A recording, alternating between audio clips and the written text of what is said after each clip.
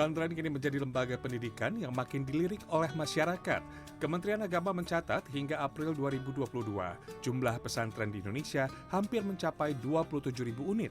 Dari jumlah tersebut, jumlah pesantren paling banyak berada di wilayah Jawa Barat. 2 tahun sudah sejak Perda Pesantren Jawa Barat disahkan pada tahun 2021 lalu.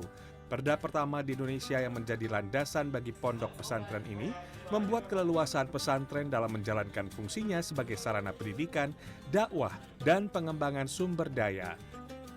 Dengan perda pesantren ini, maka pesantren di wilayah Jawa Barat memiliki payung hukum dalam pengakuan sistem pendidikan, kesetaraan lulusan, pemberian anggaran, dan tentu saja dalam pengawasan serta perlindungan para santri.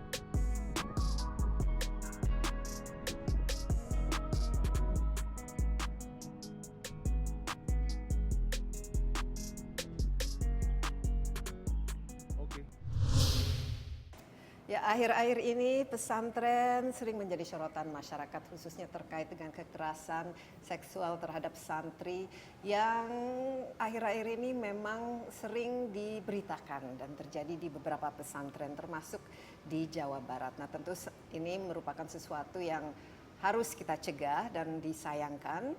Insight with Desi Anwar kali ini ingin bertanya langsung kira-kira apa-apa saja yang akan dilakukan oleh pemerintah daerah untuk mencegah agar hal ini tidak terjadi kembali dan juga untuk memastikan bahwa pendidikan di pesantren itu juga kualitasnya ditingkatkan. Saya saat ini sudah berada di Gedung Sate, persisnya di Menara Gedung Sate, ditemani oleh Wakil Gubernur Jawa Barat UU Ruzhanul Umul. Kang UU, apa kabar? Sehat selalu. Baik. Dan sebelumnya ini menurut saya ini momen cukup bersejarah juga karena pertama kalinya saya melakukan wawancara di Menara Gedung Sate. Katanya gitu Kang UU sendiri yang memilih lokasi ini. Mungkin bisa cerita sedikit ya. Memang ini kan ikonnya dari Kota Bandung ya. Iya, ikonnya Kota Bandung, ikonnya Jawa Barat yang sebenarnya juga sekarang tambah ikon selain Gedung Sate juga Aljabar. Tapi Gedung Sate kan lebih dulu. Makanya saya di sini wawancaranya memperkenalkan pada masyarakat luas nih ada Gedung Sate. Iya, dan cantik sekali, indah kita melihat di belakang juga ini ada Gunung Tangkuban Perahu dan Kang UU, kita memang terus terang akhir-akhir ini kalau bicara soal pesantren apalagi masuk media biasanya kurang bagus ya citranya. Kita lihat akhir tahun lalu misalnya ada kasus kekerasan seksual terhadap santriwati yang di Bandung, akhir-akhir ini di Garut. Nah, mungkin untuk follow up untuk itu Kang UU sebagai mantan santri sendiri pertama kali mendengarkan berita-berita semacam ini, apa sih perasaannya dan concernnya terhadap kasus-kasus ini? Saya masih santri, belum mantan. Karena masih belajar. Jadi memang benar pesantren hari ini sedang booming. Di satu sisi pesantren sekarang diakui oleh masyarakat umum, termasuk juga pemerintah dengan lahirnya undang-undang pesantren, dengan lahirnya hari santri, dan juga para politisi juga sering mengalamatkan ke pesantren, program-programnya, dan yang lainnya berbeda di era tahun 80-an. Di saat saya masih kecil, ngaku santri itu malu gitu kan. Pekerjaan bapak saya sebagai guru ngaji juga orang lain banyak yang tanya, apa itu guru ngaji kan begitu. Karena saya kan orang pesantren. Iya, Tasikmalaya. Iya, Tasikmalaya. Kemudian juga saya kalau main dengan teman-teman disebut anak pesantren itu agak minder juga gitu ya. Kenapa? merasa mungkin kurang modern atau kurang karena suka diolok-olokin gitu Oh, kan. ya? Iya, di teman-teman kayak saya dulu ya barhu katanya, saya barudak huda gitu. Saya kan namanya Miftahul Huda ya, disebut anak baru, diolok-olokin sama teman-teman SMP gitu. Nah, tapi sekarang alhamdulillah berkibar. Iya. Tetapi juga di samping berkibar ada populernya juga ada dampak. Karena mereka sedang semakin mengenal pesantren, ya mungkin hal-hal yang kurang baik pun muncul juga gitu. Karena memang tidak semuanya sempurna ya dalam kehidupan ini. Tetapi kita juga tahu bahwa di pesantren ada 2 pelajaran yang diberikan. Satu, pelajaran tekstual. Kiai memberikan ceramah, memberikan ilmu, ngaji kepada santrinya. Juga ada pelajaran kontekstual. Sebagai suri tauladan, guru-gurunya, ajengannya, kiainya dijadikan contoh dalam kehidupannya. Tetapi juga memang yang tadi disampaikan oleh Mbak Desi, ya ada juga yang seperti itu. Ya, tapi harapan kami jangan ulah disekompet daunkeun gitu, jangan diglobalkan semua bahwa pesantren seperti itu. Iya, gitu. ini kan hanya istilahnya kita ada 27.000 pesantren di Indonesia dan Jawa Barat memiliki jumlah pesantren 14.000. 14.000, jadi 14.000. paling banyak ya di Iya. seluruh provinsi Betul. di Indonesia. Dan memang kasus ini walaupun hanya sangat-sangat sedikit, tapi ini kan merupakan suatu concern juga. Nah, Betul. kira-kira supaya mencegah agar tidak terjadi lagi, Kang Uu, karena kan orang kan justru orang tua apalagi ingin memastikan bahwa anak-anaknya dikirim ke pesantren itu merasa aman, nyaman. Apa yang harus diperbaiki dalam pengelolaannya sehingga hal ini tidak terjadi kembali? Ya, pertama kita bikin payung hukum, yaitu adanya Perda Pesantren. Mungkin satu-satunya provinsi yang memiliki Perda Pesantren adalah Jawa Barat. Baru ya, 2 tahun kalau tidak ya, salah usianya, hampir 2 sekarang tahun. setahun lah ya. Iya, Iya. setahun. Di situ ada 3. Pertama, adanya pemberdayaan pesantren, kemudian adanya penyuluhan pesantren, dan juga adanya pembiayaan untuk pesantren dari pemerintah daerah. Kemudian Yang selama ini tidak ada khusus kejadian. ya selama ini mungkin bukan tidak ada, belum maksimal. Belum maksimal. Belum maksimal karena tidak ada payung hukum yang jelas. Kalau sekarang kan sudah jelas. Bahkan sekarang saya sedang mensosialisasikan perda tersebut bekerja sama dengan Majelis Masyayikh Pusat. Nah, kan dengan lahirnya Undang-Undang Pesantren, lahir juga lembaga yang dinamakan Majelis Masyayikh. Di mana Majelis Masyayikh itu adalah salah satu lembaga yang menentukan bahwa ini pesantren layak, ini pesantren tidak layak, dan yang lainnya sesuai dengan Jadi undang-undang. ada semacam indikatornya. Iya, ya. indikatornya apakah ini pesantren, ini bukan, sesuai dengan undang-undang yang ada, Majelis Masyayikh yang menentukan kan seperti itu. Kami bekerja sama dengan itu. Kemudian juga kami membangun komunikasi dengan para kiai, dengan para santri. Termasuk saya sekarang sedang melaksanakan kegiatan sosialisasi Jabar Cyberhawk. Tadi Cyberhoax ya, Cyberhawk. untuk mencegah ini informasi Betul. dan berita bohong. Dan Betul. Dan juga kegiatan-kegiatan lain sesuai dengan perda yang ini kami lakukan. Iya. Cuma mungkin masalah pembiayaan kami masih belum maksimal terhadap pondok pesantren. Oke, mungkin saya kembali lagi ke Perda ini sendiri karena ini pertama kali Betul. ya, dan apalagi di Jawa Barat sebagai provinsi yang memiliki paling banyak pesantrennya. Kenapa dan apa kira-kira yang mendorong ingin dikeluarkannya undang-undang Perda khusus Perda pesantren ini, dan kenapa dianggap penting sekarang, Kang Uu? Dan sejauh mana sulitnya perjuangan untuk mengeluarkan undang-undang pesantren ini? Perda ini awalnya kan lahir diinginkan di saat kami kampanye. Pak Gubernur turunan kiai, kakeknya kiai, saya juga kiai. Kemudian Jawa Barat seperti itu adanya, ini harus ada payung hukum buat pesantren di saat kami memberikan kebijakan dan kebijaksanaan. Jadi desakan para kiai ya kami tangkap seperti itu. Di awal 2018 ini tidak bisa berjalan karena pihak Mendagri belum memberikan lampu hijau. Alasannya belum ada undang-undang pesantren. Nah, setelah undang-undang pesantren lahir, maka kami berjalan kembali pembuatan perda. Dan alhamdulillah DPRD-nya menyambut baik sehingga keputusan bersama antara pemerintah dan DPRD tentang perda pesantren berjalan dengan baik seperti itu adanya.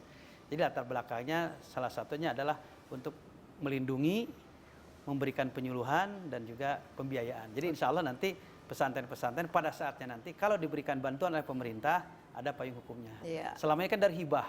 Kalau hibah kan nggak jelas, Ya, nggak sustainable. Iya betul. Begitu, Nggak ya. continue.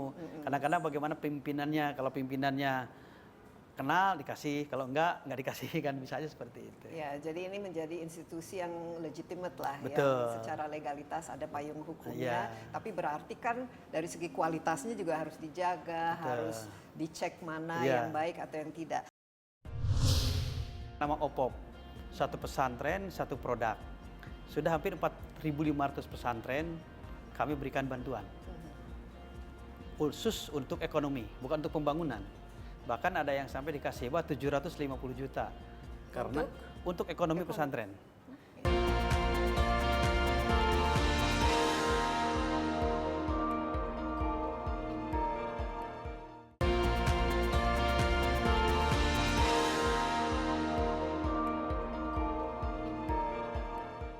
Nah ini pertama, ini mengenai lindungi ini. Dengan adanya undang-undang pesantren ini, khususnya Perda Jabar ini. Iya betul. Bagaimana untuk memastikan bahwa setiap pesantren kan bedanya pesantren mungkin karena di situ mondok lah istilahnya. Betul. Apa yang bisa dilakukan untuk memperbaiki aspek pelindungan terhadap santri?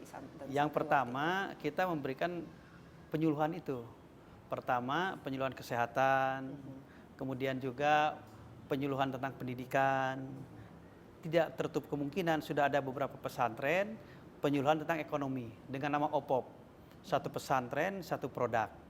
Sudah hampir 4.500 pesantren kami berikan bantuan. Khusus untuk ekonomi, bukan untuk pembangunan. Bahkan ada yang sampai dikasih sewa 750 juta. Karena untuk ekonomi pesantren.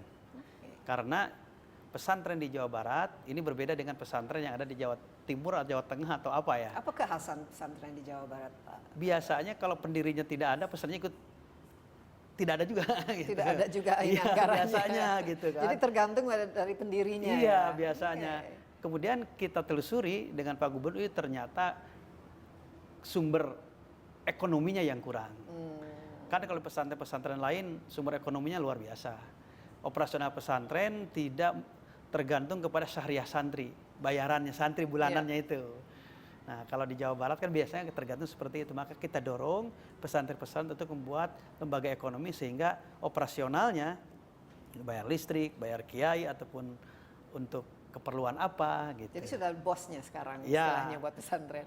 Dia diusahakan dari ekonomi pesantren dengan program OPOP. Ya. Satu pesantren, satu produk. Dan tidak terlalu kemungkinan dengan Perda ini dengan ada biaya pembiayaan pesantren, nanti pesantren-pesantren seperti layaknya sekolah negeri diberi bantuan, sekolah swasta diberi bantuan oleh pemerintah dengan bosnya itu. Oke, jadi ini ada 14.000 ya pesantren Di Jawa Barat di yang Jawa tercatat Barat di itu kami sendiri. seperti itu. Dan ada berapa jumlah santri dan santriwatinya? Hampir kalau 4 di total? juta, 5 juta lebih lah. Wow, lumayan ya, Iya. sangat-sangat besar. Jawa sangat Barat banyak. luar Dan biasa, ini semua iya. kita harapkan yang jebolan ini pesantrennya juga harus berkontribusi lah nanti Betul. kalau sudah lulus ya, terhadap Betul. pembangunan masyarakat bukan saja di Jawa Barat Ya. tapi di Indonesia. Kembali ke ini, pemilihan memastikan bahwa pesantren ini memang dikelola secara profesional, tentu saja dengan adanya undang-undang ini. Sekarang selain penyuluhan, bagaimana memastikan bahwa pesantren itu dikelola dengan baik, Kang UU? Apakah ada nanti semacam monitoring, ada semacam inilah Ya, pendaftaran saya mengenai sudah menyampaikan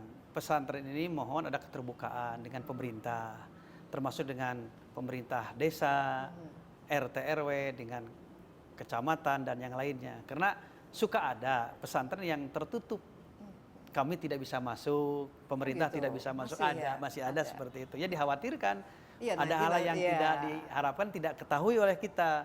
Maka kita minta keterbukaan kepada pesantren. Yang kedua kan sekarang Kementerian Agama sedang mendaftar pesantren-pesantren dengan memiliki nomor induk. Nah, bahkan yang punya nomor induk itu salah satu kriteria untuk mendapatkan bantuan, mendapatkan penyuluhan. Tapi kami tidak mewajibkan, karena kan namanya kiai punya otonomi khusus ya. Kalau di ini takut ini silakan. Jadi independensinya masih terjaga. Terjaga, silakan. Kalaupun mau bagus, konsekuensi kita bisa memberikan bantuan, bisa memberikan perhatian gitu. Kalau mau tidak, ya terserah gitu. Karena memang secara status ada nomor induk pesantren gitu. Iya, Seperti itu. jadi paling tidak sudah ada terregistrasi, tapi dari 14.000 ini bagaimana respons terhadap adanya Perda ini, Kang UU, dan Ya. seberapa yang ingin istilahnya mendaftarkan ininya, Ya justru meregistrasikan? alhamdulillah kan kita bekerja sama dengan Kementerian Agama wilayah Jawa Barat. Ini tidak bisa saya sendirian, tapi dengan Kementerian Agama kita bantu kolaborasi. Ya. Akhirnya dan juga dengan forum-forum pondok pesantren. Ada forum pondok pesantren, ada forum silaturahmi pondok pesantren, termasuk ada komunitas-komunitas alumni sesuai dengan alma maternya. Ya.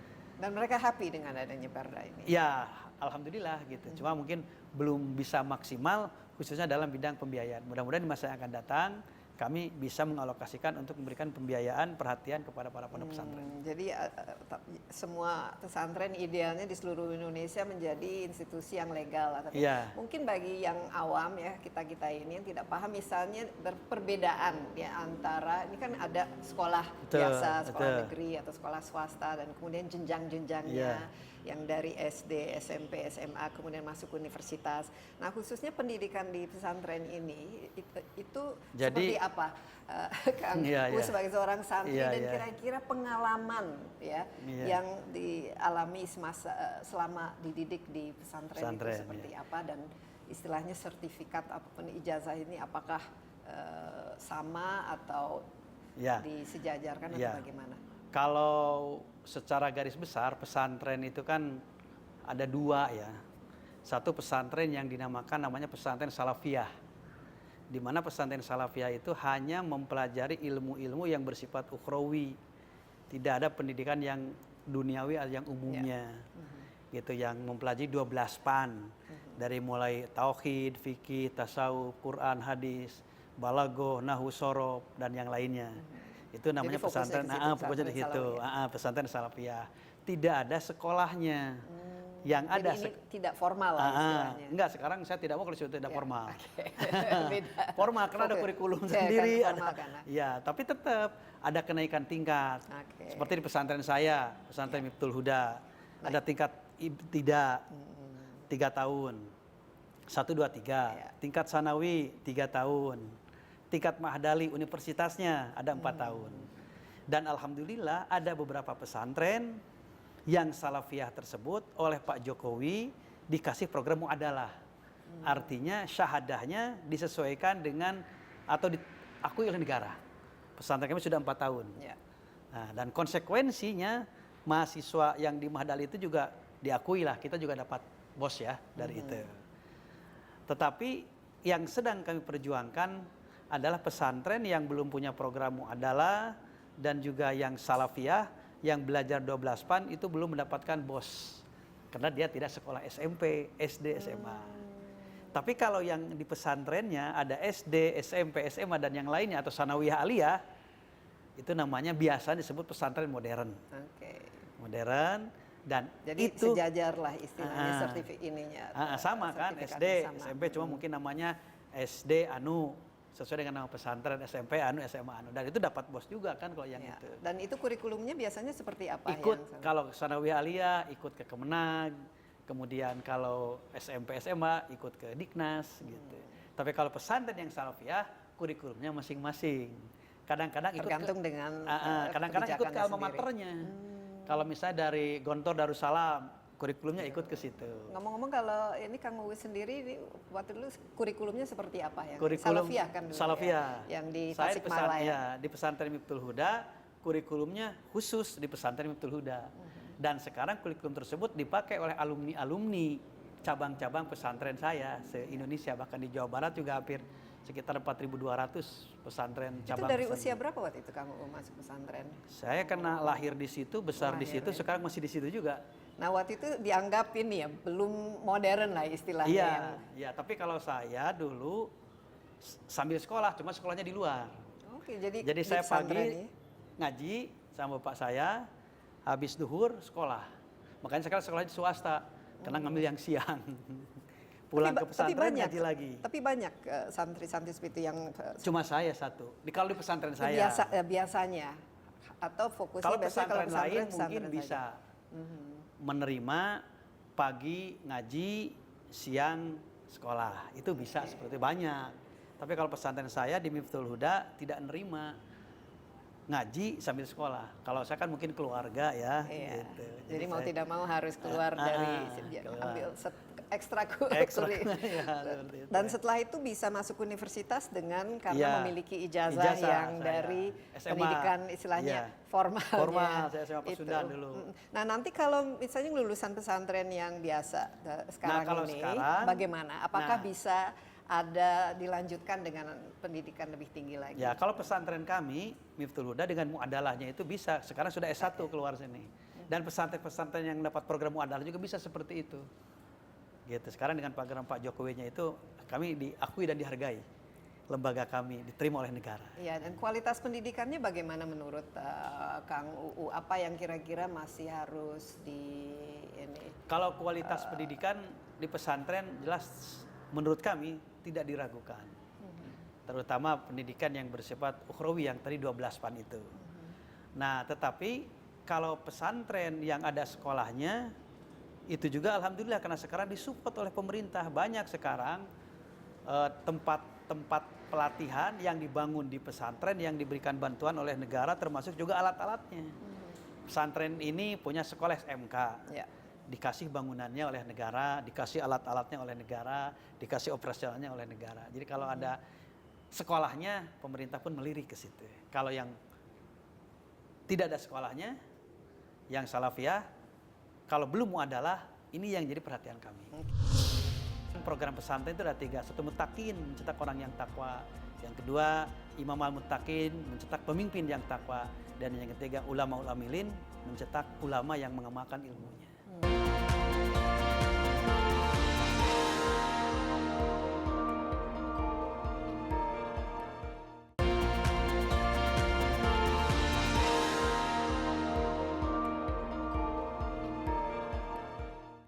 Jumlah yang salafiyah dan yang di luar salafiyah ini ada berapa di? Saya tidak bisa Lebih banyak yang mana, menyampaikan. salafiyah atau yang ada ininya Saya lebih ke formalnya? harus di ke biro kesra ya, saya seperti saya belum bisa menjawab kalau takut salah gitu. Iya, tapi sekarang kayaknya banyak yang ada sekolahnya. Jarang yang salafiyah seperti pesantren kami, kecuali mayoritas alumni pesantren Miftul Huda semuanya salafiyah. Tapi ada juga yang ada sekolah. Tapi mayoritas 90% alumni kami yang jumlah 4.200 di Jawa Barat ini hampir salafiyah. Tapi mereka bisa melanjutkan juga ke jenjang lebih Ya kan, tinggi lagi. nanti kalau sudah itu masuk ke pesantren kami, ke pesantren pusat. Udah masuk ke pesantren pusat, nanti ada sahadahnya, bisa melanjutkan. Nah, kalau dibanding dengan waktu Kang UU masih kecil, masih santri, waktu itu di Tasikmalaya sampai sekarang kira-kira apa perbedaan dari cara pembelajarannya atau dari cara pendekatannya yang kelihatan ya yang dialami ke Kang UU, dan juga mungkin kenapa kira ini kan 4 juta ya sekarang, 4 juta lebih santri. ya. Biasanya alasan yang diberikan ya bagi orang tua untuk mengirim anak-anaknya ke pesantren apakah masih sama dengan yang dulu dibanding dengan yang sekarang? Ada fenomena ya. Yang pertama bedanya, kalau dulu santri itu kuat menahan derita di saat di pesantren. Belajar dari waktu ke waktu tidak berhenti, gurunya keras gitu kan. Kemudian kalau tidak ketalar kitab dikasih sanksi. Apa biasanya? Ya, pernah Kang UU waktu kecil? Pernah, saya misalnya. Bentuk apa sanksinya? Saya pernah direndam di kolam karena tidak bisa menjawab. Disuruh nalar ini, kasih waktu 2 hari, nggak bisa direndam. Kalau nggak direndam, saya dulu pernah di pesantren Haur Kuning, Salopa, nggak bisa, saya disuruh ngambil batu dari sungai ke atas untuk pembangunan, kan bisa seperti itu. Ini strict sekali ya? Ya. Mungkin kalau dari sekarang kayaknya nanti dianggap ini kekerasan atau... Ya, saya kan pesantren pindah-pindah, pernah mencicipi juga gitu di samping pesantren Miftul Huda, saya pindah ke pesantren di Bantar Gedang, pesantren di Cikole, Ciamis, dan pesantren Haur Kuning di Salopa. Sama pada prinsip seperti itu, keras gitu kepemimpinan dari kiai tersebut. Gitu. Tapi kalau sekarang gimana? Dan kalau menurut sekarang, Kang UU, iya. apa pro dan kontranya lah dengan pendidikan cara seperti Kalau yang sekarang ya kalau keras sedikit jangankan di pesantren ya, di luar pun sekarang seperti itu adanya. Orang tuanya datang, kadang-kadang diambil oleh orang tuanya. Saya ini punya anak belum pernah dijewer, belum pernah ditempeleng, seperti itu diambil. Gitu. Padahal pesantren pun mungkin ada tahapan-tahapan sebelum ada tindakan yang keras. Tapi kan tujuannya untuk mencetak dan mendidik anak tersebut biar sesuai dengan yang kita harapkan. Iya. Kan program pesantren itu ada 3. Satu mutakin, mencetak orang yang takwa. Yang kedua, imam al-muttaqin, mencetak pemimpin yang takwa. Dan yang ketiga, ulama ulamilin, mencetak ulama yang mengamalkan ilmunya. Nah, yang kedua fenomenanya sekarang orang tua. Kalau dulu orang tua memasukkan ke pesantren itu karena ingin bisa ngaji. atau ingin anaknya jadi guru ngaji gitu. Nah, ini anaknya jadi guru ngaji. Tapi tidak lagi seperti itu kan Iya, kalau sekarang. Sekarang ada juga yang punya anggapan anaknya badung masuk pesantren. Oh ya supaya diajar. supaya mungkin akhlaknya baik dan yang tapi itu juga alhamdulillah daripada mereka sudah badung dibiarkan kan itu sebagai tanggung jawab orang tua. Makanya terkadang yang nyantren itu tidak lama, setahun 2 tahun ya udah dianggap bagus keluar gitu. Sementara kan kalau untuk menjadi kiai di pesantren saja 13 tahun kan. 13 tahun 13 ya. tahun baru bisa keluar kan begitu. Wow, lumayan ini dari Kang Ugu sendiri merasa bersyukur ya mengalami ini. Apalagi katanya pondok pesantrennya juga bersejarah ya dari cucu dari seorang yang dulu mungkin dianggap ini ya bagian dari DI, TI. Mungkin bisa cerita sedikit karena DI, ya. Iya, bagaimana kamu apa saja waktu itu yang mungkin juga mempengaruhi jalur karir kamu sendiri kan ternyata lulusan pesantren juga ya bisa menjabat sebagai politikus, bisa menjadi bupati dan lain sebagainya dan sekarang menjadi wagub. Ya mungkin saya tidak bisa dihindari ya, kakek saya dulu adalah tokoh ya di ITI gitu kan, bahkan jadi gubernurnya dulu gitu. Nah tetapi kan konsep yang berbeda. Dalam konsep kami dan konsep keluarga kami sekarang pada umumnya adalah konsepnya Darussalam. Ya, negara yang selamat, yang bisa melaksanakan syariat-syariat keagamaan yang tidak terganggu dengan yang lainnya. Dan sekarang kan di Indonesia sudah seperti itu. Kalau mungkin dulu konsepnya Darul Islam. Islam menjadi sebuah negara gitu. Kami sekarang sudah tidak begitu. Kemudian juga kami sekarang sudah masuk ke wilayah-wilayah yang birokrat seperti ini, politik seperti ini. Tapi sejak kapan Kang UU memiliki pemikiran? Karena kan pasti pengaruh keluarga kan juga masih cukup ini ya. Saya dari dulu ingin cita-cita ingin berjas dan berdasi aja. Sejak kecil gitu. Itu cita-citanya dari dulu. Aja, dan ternyata kesampaian. Iya, karena bapak saya, keluarga saya semua kan pakai sarung, pakai baju seperti itu gitu. Ya, terus akhirnya masuk universitas di mana Kang? Saya universitas di Siliwangi, di Unsil. Tapi saya dulu sejak kecil suka dibawa kampanye sama bapak saya. Jadi kelas 5 SD saya sudah dibawa kampanye gitu dengan ikut dengan para santri di salah satu partai politik lah ya. Gitu. Tapi kalau waktu itu mengenai pendidikan di pesantren itu informasi atau berita-berita tentang ada kekerasan khususnya kekerasan seksual dan lain sebagainya itu tidak ada tidak ada atau karena belum ada sosmednya atau belum ada. Tapi kan kami punya jaringan dengan pesantren-pesantren lain. Tahun 80-an, tahun 90-an, tahun 2000 nggak terdengar. Tapi kenapa ya sekarang bisa istilahnya ada ya pesan itu terjadi gitu di pesantren yang seharusnya kan mengajarkan hal-hal yang baik dan mengayomi santrinya karena dan sekarang santriwatinya. Mohon maaf, kayaknya begitu mudah orang untuk mendirikan pesantren. Begitu. Dan begitu mudah orang mencap itu adalah pesantren. Padahal kan yang namanya pesantren mungkin harus ada kiai yang benar-benar paham tentang agama, ada masjidnya, ada asrama, ada rumah kiai dan yang lainnya gitu. Kemudian juga belajar juga tidak aneh-aneh gitu kan, dengan wali songo ilmunya yang seperti itu gitu. Dan SDM-nya juga betul-betul dipilih SDM moral dan akhlaknya. Kan sekarang kadang-kadang mohon maaf ada juga kan pesantren tapi mungkin ini ya mungkin yang tujuannya bukan untuk mencetak orang yang tafakuh fiddin, kadang-kadang mungkin ada juga orang yang tujuannya untuk mencari penghidupan yang lain. Makanya saya juga suka heran pesantren yang mohon maaf yang mahal gitu masuknya. Yang apa gitu kan dengan Tapi jadi harus ada lah pendataan secara resmi ya, karena ini kan istilahnya lembaga yang mengayomi anak-anak ya, punya anak didik yang memang mau tidak mau ini kan tanggung jawab yang besar ya. Dengan adanya Perda ini kira-kira keluaran dari pesantren ini seperti apa dari segi mutu pendidikannya, dari segi kualitas SDM-nya, dan juga inilah harus bersaing kan mau tidak mau. Ya, saya nggak bisa menutup mata ya. Memang Perda ini belum bisa maksimal hasilnya karena baru beberapa tahun dilaksanakan. Itu pun belum maksimal. Tetapi sebenarnya keluaran pondok pesantren itu tidak ada Perda ini pun sudah bagus, sudah maksimal, sudah bermanfaat untuk masyarakat. Cuma kami hanya menguatkan saja bagi mereka yang membangun pondok pesantren yang baru-baru gitu. Jadi tolonglah acuannya ke sini. Begitu. Tapi kalau pesantren-pesantren yang sudah besar-besar seperti itu, ya kayaknya mereka sudah tidak usah diinikan lagi sama kita-kita karena memang sudah berpengalaman, sudah tahunan dan sudah turun-temurun gitu. Menurut saya seperti itu. Dan sampai sekarang pesantren rata masih independen kan? Independen punya kurikulum masing-masing. Punya Kurikulumnya itu kadang-kadang sesuai dengan alma maternya. Kalau dari Lirboyo kayaknya ikut kurikulum Lirboyo. Dari Miftahul Huda dengan Hamidanya ikut ke Miftahul Huda. Jadi punya kurikulum masing-masing.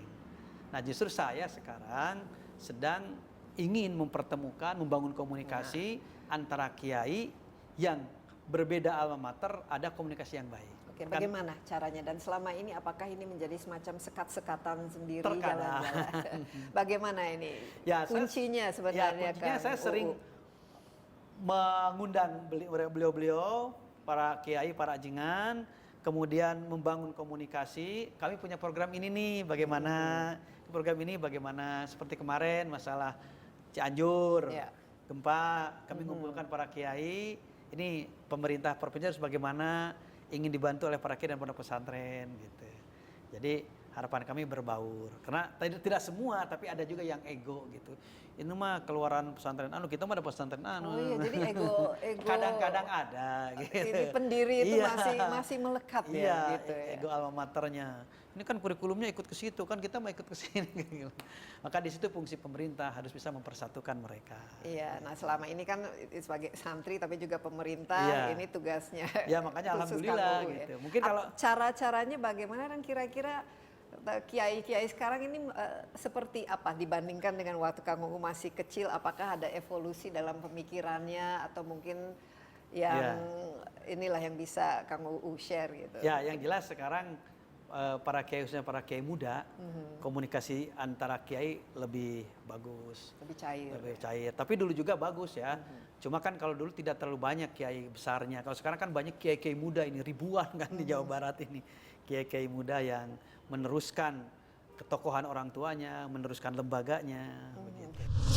Jabar juara lahir dan batin. Jadi duniawinya oke, ukhrawinya oke. Jangan sampai masyarakat Jawa Barat itu hanya mementingkan duniawi.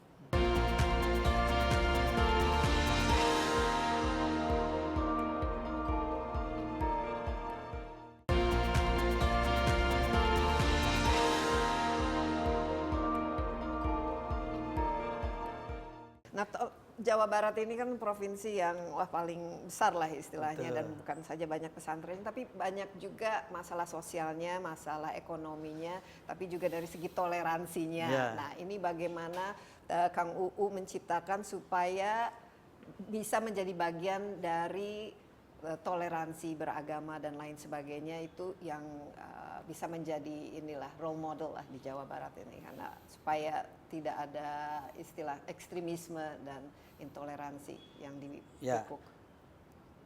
Saya juga kurang sependapat Jawa Barat termasuk daerah yang intoleran. Tapi sebenarnya saya juga sudah mengadakan survei, justru Jawa Barat adalah daerah yang sangat toleran. Dibuktikan seluruh suku itu ada di Jawa Barat, apalagi agama. Makanya Pak Jokowi bilang Jawa Barat adalah miniaturnya Indonesia. Karena memang orang Jawa Barat someah, ramah, hadekasema. Siapapun yang datang di Jawa Barat, mau berbisnis, mau berpolitik, mau berpendidikan, tidak ada halangan. Bahkan mau menetap setelah pensiun di Jawa Barat, Jawa Barat welcome. Makanya kenapa Jawa Barat ini penduduknya banyak, karena banyak pendatang juga itu. Nah, kemudian juga untuk membangun toleransi dengan umat seagama, antar umat beragama, sebenarnya di Jawa Barat tidak ada masalah dalam perayaan-perayaan, dalam komunikasi dan yang lainnya. Nah, cuma kami tetap supaya mereka lebih kuat dan lebih akrab, kami membangun komunikasi yang lebih baik dengan mereka. Pak Gubernur suka datang ke acara-acara keagamaan, agama-agama yang lain. Saya juga suka diperintahkan untuk membangun komunikasi dengan etnis yang lain. Yang jelas pemerintah harus menjadi fasilitator komunikasi antar umat beragama, antar suku dan yang lainnya. Jangan sampai pemerintah diam. Ya. Ini kuncinya ya, komunikasi. Gitu, komunikasi. Ini kamu terus-menerus ya melakukan komunikasi. Saya membangun komunikasi terus-menerus. Sekalipun saya di basic saya di pesantren termasuk katanya ada anggapan garis keras, fundamental, tapi saya tidak seperti itu karena saya adalah Pancasila sejati, nasionalisme yang hebat saya. Ya, harus jadi role model lah. Betul. Istilahnya. Jadi ini. Ya. Tapi yang pesantren yang dianggap paling istilahnya jadi role model, yang sukses story bisa disebut mana-mana saja yang Kang UU yang Merabuah ini betul-betul banyak ya. Dalam bidang ekonomi, dalam bidang pendidikan, dalam bidang tahfidz, banyak di Jawa Barat ini. Bahkan dijadikan tujuan dari provinsi-provinsi lain untuk datang ke sini. Ini pesantren dalam bidang ekonomi, ini pesantrennya. Dalam bidang teknologi, ini pesantrennya. Dalam bidang ini juga ada. Itu sudah dijadikan percontohan oleh kami dalam produk OPOP, dalam produk Sadesa, dan dalam program-program atau produk-produk pemerintahan yang semuanya ada contohnya. Ini setelah pelatihan, masalah ekonomi pondok pesantren, mari kita datang ke pesantren Anu. Masalah sudah pelatihan di para santri tentang pertanian, mari kita datang ke pesantren Anu. Jadi setiap ini tadi OPOP ini one pesantren, one product. Bisa ada contohnya karena saya ingin lebih memiliki gambaran ya. Kira-kira produknya itu seperti apa saja dan perekonomian yang atau ekosistem ekonomi yang ingin dikembangkan itu seperti apa? Ada yang sudah contoh suksesnya. Ada yang di bidang pertanian, ada ya pesantren. Jadi yang produknya produk pertanian. Ada juga dalam bidang UMKM, makanan-makanan ringan, ada. Kemudian juga ada dalam bidang teknologi. Jadi pesantren ini kan ada SMK-nya, kemudian SMK-nya itu alat-alat dan yang lainnya sudah bagus dan canggih, sehingga hasilnya juga mereka lebih hebat dibandingkan SMK-SMK yang lain. Jadi sudah alhamdulillah.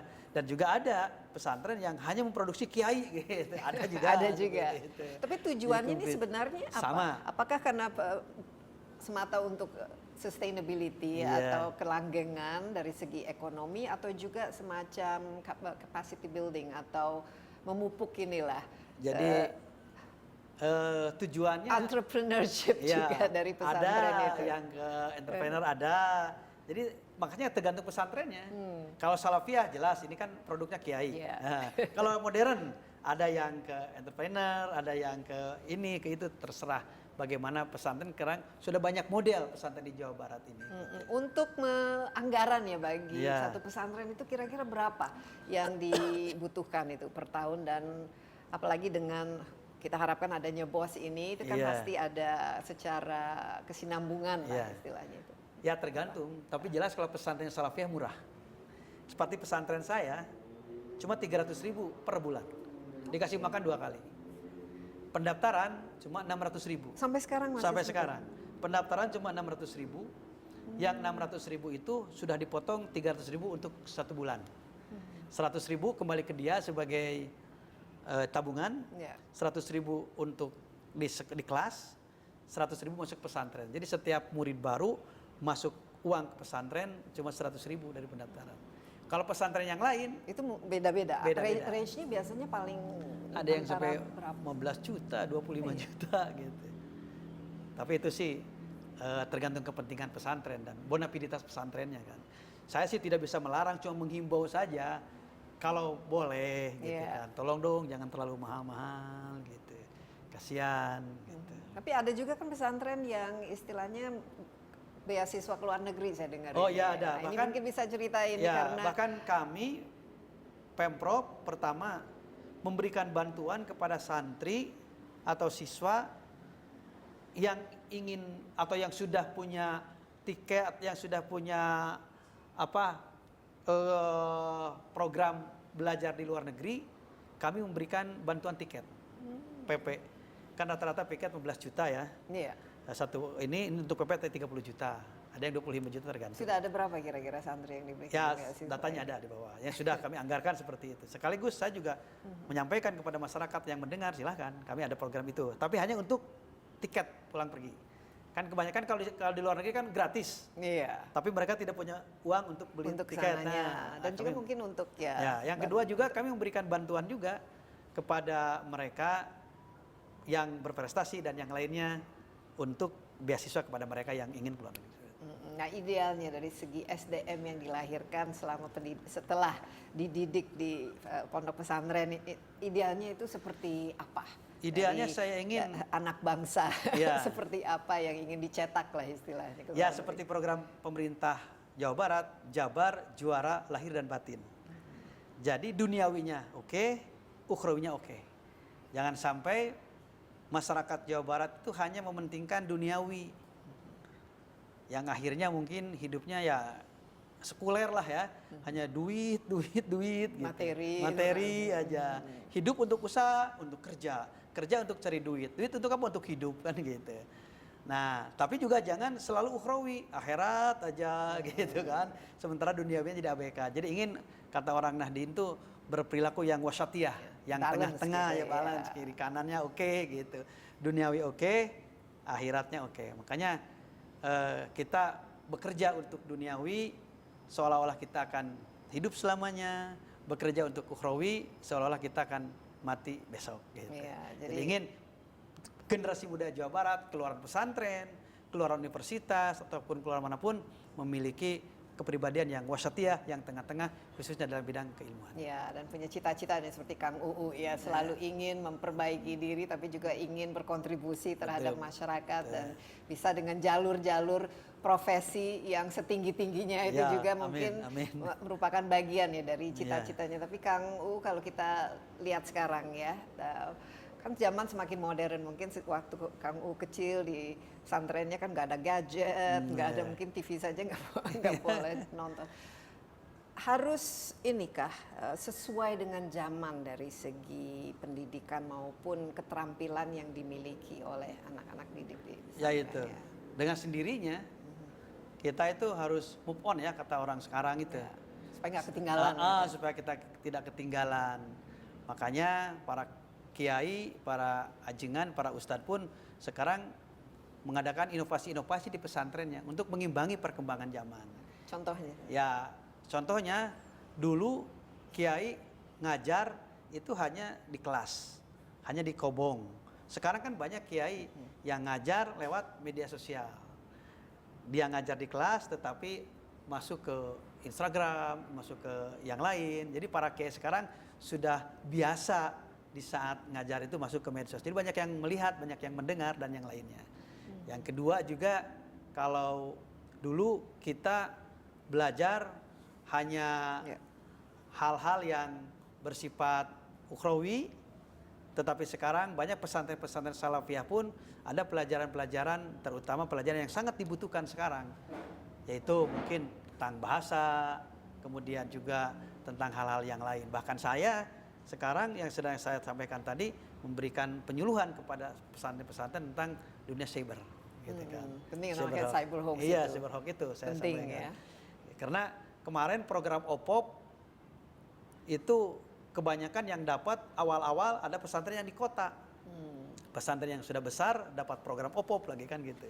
Sementara maksud kami OPOP ini adalah pesantren yang ada di lemur-lemur, yang ada di kampung-kampung. Tapi mereka keterbatasan tentang IT-nya. Iya. Nah, maka sekarang jadi ada kesenjangan ya antara pesantren-pesantren yang di kota-kota besar dan yang mungkin di daerah. Nah, ini bagaimana untuk menjembataninya? Karena ini kan harusnya kualitasnya tuh sama lah apapun pesantren yang Ya, saya bekerja sama dengan pihak Kementerian Agama, kemudian dengan para bupati dan wali kota, dan juga bekerja sama dengan forum-forum pondok pesantren.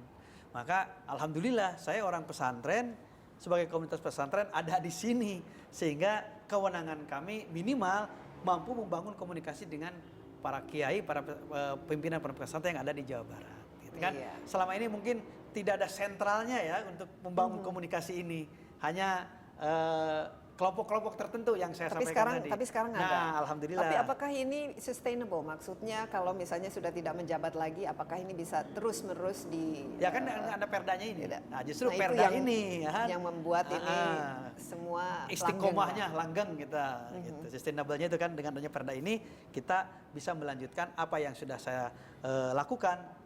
Pemimpin-pemimpin itu harus bisa melakukan ini.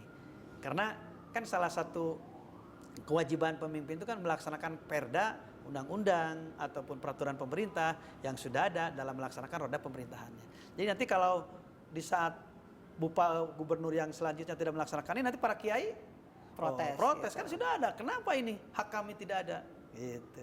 Kenapa kewajiban dapat tidak dilaksanakan? Jadi agar pengelolaannya jauh lebih transparan. Ya, profesional dan keluaran dari pondok pesantren yang saya sampaikan tadi adalah manusia yang paripurna duniawi dan ukhrawinya, sehingga di saat dia menjadi pemimpin adalah pemimpin yang benar-benar bisa mengayomi umatnya, di saat mereka menjadi orang tua yang bisa mengayomi keluarganya, dan juga dia sangat bermanfaat untuk nusa bangsa dan agama.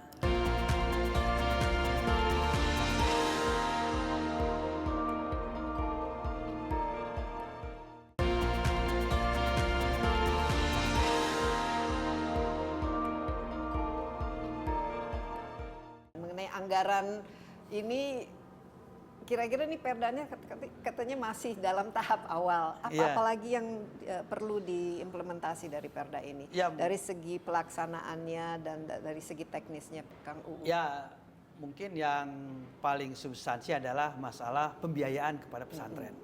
Jadi kami ingin dengan perda ini pesantren dapat jatah yang sama seperti sekolah-sekolah yang lain. SMK diberikan RKB, ruang kelas baru. Kepala sekolah hanya terima kunci. Gitu. Kami pun ingin pesantren di Jawa Barat oleh pemerintah diberikan asrama, kiai hanya terima kunci. Diberikan pembangunan masjid, kiai hanya terima kunci. Jadi reguler seperti halnya lembaga-lembaga pendidikan yang lain seperti itu. Tapi kalau dari segi ini kan ada aspek kekeluargaan, pemilik, founder dan lain sebagainya, bagaimana? Tapi kan ada legalitas yayasan. Ada legalitas yayasan yang menaungi pondok pesantren itu, termasuk juga nomor induk pesantren itu. Dan juga saya berharap dengan perda ini ya ada perhatian dari pemerintah kepada para kiai, dosen digaji, guru juga dapat honor, PU juga gitu kan dari pemerintah. Ya kenapa tidak? Yang mengelola pesantren pun kami harap ada perhatian-perhatian seperti itu di masa yang akan datang. Dengan lahirnya undang-undang ini, turunan dari undang-undang ini adalah perda ini. Jadi diformalkan lah istilahnya keberadaan institusinya. Tapi kalau demikian, apakah masih bisa menerima donasi atau ini dari pihak-pihak lain, Kang Uu, kalau sudah ada anggaran dari pemerintah? Karena kan betul. Apa bisa double ini nanti, wah ini dapat dari pemerintah dapat, tapi ternyata dapat dari luar juga, luar juga. Gitu. Saya harap itu tidak menghalangi bagi mereka yang ingin berbuat baik kepada pondok pesantren. Jangan jariah, infak, sodako, dan zakat yang biasa diterima oleh pesantren itu tidak ditutup, tidak terhalangi. Tapi kan justru di situ tidak semua pesantren dapat kepercayaan dari masyarakat untuk mendapatkan itu. Kalau kiainya masih ada, berharisma, banyak orang yang percaya, zakat dikasihkan ke situ, infak dikasihkan ke situ, jariah, sodako. Tapi mohon maaf, di saat kiainya sudah wafat, penerusnya mungkin belum signifikan harismanya dan yang lainnya, akhirnya banyak orang yang mungkin kurang percaya, akhirnya kurang juga yang berikan seperti itu. Maka mengantisipasinya OPOP ini dan perda ini untuk pesantren. Jadi ekosistem perekonomiannya terjamin lah. Ngomong-ngomong, pesantren yang dulu Kang Uu Miftahul Huda ini bagaimana sekarang ini, dan apakah ada perubahan lah dari segi pendapatan anggarannya dan juga pengelolaannya? Ya alhamdulillah, tapi belum signifikan. Pesantren kami punya ya minimarket lah ya, minimarket di beberapa titik. Minimarket yang ada di pesantren kan lumayan juga itu. Kemudian juga ada percetakannya juga, ada ya ke rental mobil dan yang lainnya. Karena itu tuntutan ya, tuntutan di saat kami butuh operasional uang dari pesantren dari santri tidak masuk, listrik harus dibayar, PDAM harus dibayar, dan Iya. yang lainnya terpaksa. Nah mungkin terakhir ini kan berkaitan dengan ya kekhawatiran misalnya orang tua. Ini kan anak-anaknya kan sejak umur berapa Kang Uudi ya? Kalau di ini pesantren bisa saya keluar pondok, SD. Keluar SD. Keluar Ya, SD, langsung berapa pesantren. tahun? 14 tahun. 14 tahun. 14 Jadi tahun. enggak. Nah ini bagaimana untuk supaya orang tua kan tidak khawatir, apalagi memastikan bahwa ya yang memimpin pesantren juga orangnya istilahnya baik-baik lah gitu. Ya. Apa yang harus dilakukan supaya kita mencegah Ya. ya Makanya, kekerasan yang tadi kita sebut yang kita Makanya khawatirkan. saya minta kepada orang tua untuk ada monitoring kepada anak, jangan mentang-mentang dia di pesantren, dia di komplek, ada kiai dan yang lainnya tidak dimonitor. Aslinya kalau kata orang Sunda tengah longok lah gitu ya, tidak nengok ya, tidak nengok. Kan kalau pesantren saya diberikan kesempatan setahun libur 2 kali, gitu kan. Kemudian orang tua diperbolehkan nengok ke situ. Kalau memang ada yang harus diberikan, harus ada yang patah juga ada komunikasi lah antara orang tua murid dengan pesantren, orang tua murid dengan santri. Bahkan harus ditanya ke pesantrennya anak saya sudah bisa apa, gitu kan? Sudah kelas berapa sekarang? Sekarang apa yang sedang dipelajari? Memang banyak orang tua yang tidak melakukan itu. Ada, seolah-olah biarin aja karena di pesantren. Jadi tidak termonitor. Kan bisa saja anak di pesantren tapi jarang ngaji. Iya. Anak di pesantren dia tidak pernah mengikuti kegiatan-kegiatan pesantren. Tapi memastikan bahwa pemimpinnya juga memang orang yang bisa dipercaya. Misal apalagi kan di situ kalau ada santriwati. Iya, Nah, ini betul. mungkin pengelolaannya juga harus ada perbaikan lah, reformasi supaya pengamanan Ya, terhadap makanya anak-anak perempuan di ini. pesantren saya laki dan perempuan pisah. Belajar di kelas laki sama laki lagi, perempuan sama perempuan lagi. Kecuali sudah Ma'had Ali. Kalau Ma'had Ali itu satu kelas tapi dipisah tetap. Apa Mahat Ali? Pesantren tingkat tinggi. Oke. Universitasnya. Universitasnya. Tapi selama masih SD, SMP, SMA itu Iya, dipisah. dipisah. Asrama juga beda. Asrama sebelah situ dipisah dengan masjid, dipisah dengan madrasah, dipisah dengan rumah kiai. Jadi tidak bisa laki ke perempuan, perempuan. Dan pemimpinnya juga yang ini harus Iya, perempuan juga iya, kan tidak perempuan. ada pemimpin laki untuk ada laki pemimpin perempuan. Ini saya seperti ya, itu. idealnya harusnya demikian. Bukan Mungkin. ada pemimpin laki menjaga santriwati itu Iya, kan repot kan. mungkin, ya. Iya, mungkin begitu. Kalau di saya seperti itu. Kecuali sudah Ma'had Ali, belajarnya satu kelas, cuma tetap di halang pakai clear. Clear itu apa ya? Hijab lah apa? Iya. Nah, laki sebelah sini, perempuan sebelah sini gitu. Gurunya satu. Gurunya bisa laki, gurunya bisa perempuan. Karena gurunya kan kalau sudah Ma'had Ali ya udah dewasa udah lah dewasa, dianggap. udah ini. Tapi memang harus terus-menerus ya dimonitor, apalagi kalau masih ada usia-usia yang di bawah umur Ya, itu makanya kan. sekarang kan saya sedang menciptakan pesantren layak santri dengan persyaratan-persyaratan tertentu. Nanti kalau pesantren tidak layak santri, bisa saja kita menutup itu. Oke. Santrinya sudah banyak, tapi tempatnya tidak memadai. Tapi laki dan perempuan bersatu, makannya nggak beres dan yang lainnya. Jadi ini ada ininya Iya, listis, iya, daftar-daftar. turunan dari Perda itu, kami bikin pesantren layak santri.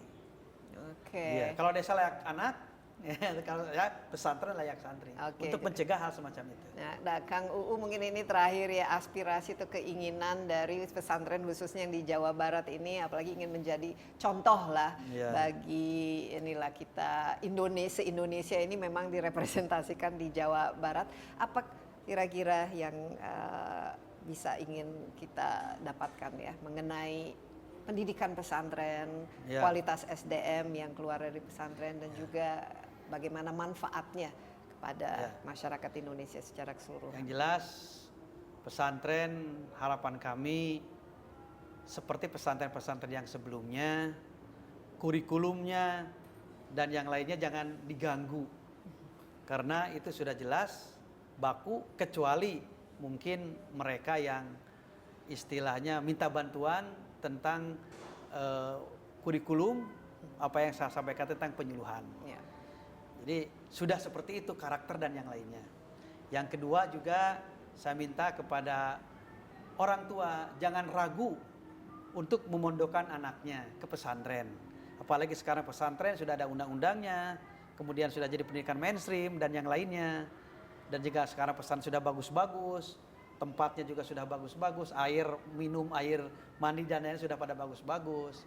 Adapun ada kasus-kasus yang itu yang mungkin bukan kami mentolerir, tapi jangan disamaratakan dengan yang lainnya.